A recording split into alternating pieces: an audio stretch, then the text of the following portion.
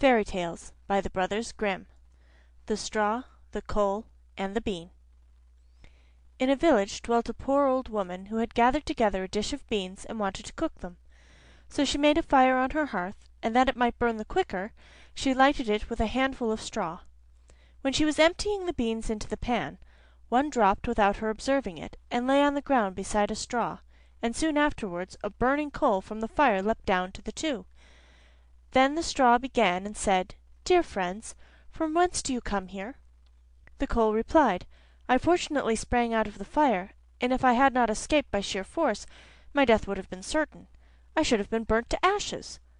The bean said, "I too have escaped with a whole skin, but if the old woman had got me into the pan, I should have been made into broth without any mercy like my comrades."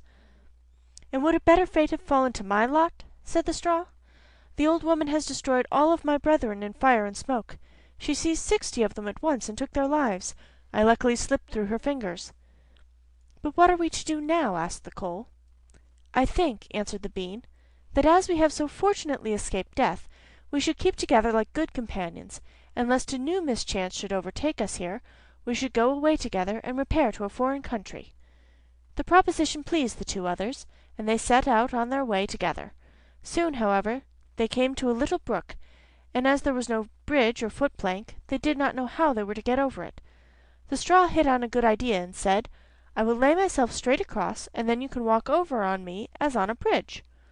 The straw therefore stretched itself from one bank to the other, and the coal, who was of an impetuous disposition, tripped quite boldly on to the newly built bridge.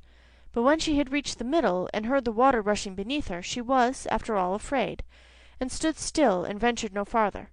The straw, however, began to burn, broke into 2 pieces, and fell into the stream. The coal slipped after her, hissed when she got into the water, and breathed her last.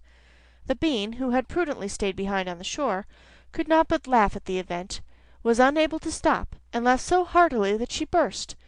It would have been all over with her, likewise, if, by good fortune, a tailor who was travelling in search of work had not sat down to rest by the brook. As he had a compassionate heart, he pulled out his needle and thread and sewed her together. The bean thanked him most prettily, but as the tailor used black thread, all beans since then have a black seam. End.